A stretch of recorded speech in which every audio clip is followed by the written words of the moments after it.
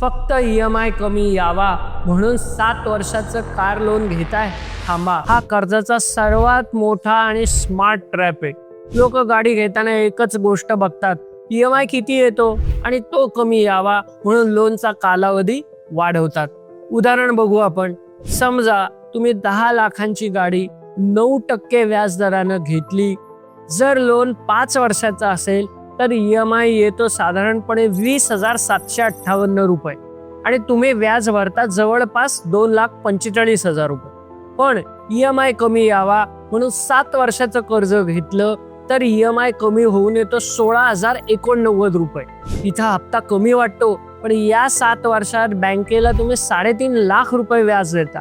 म्हणजे EMI कमी करण्याच्या नादात तुम्ही बँकेला 1,06,000 रुपये एक्स्ट्रा व्याज देता.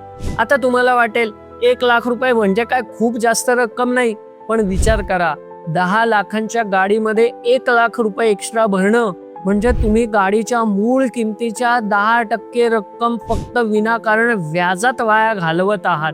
हे नुकसान खूप मोठं आहे आणि 7 वर्षानंतर तुम्ही बँकेला जवळपास 13.5 लाख रुपये भरलेले असतात, पण गाडीची किंमत उरते फक्त 4 ते 5 लाख रुपये.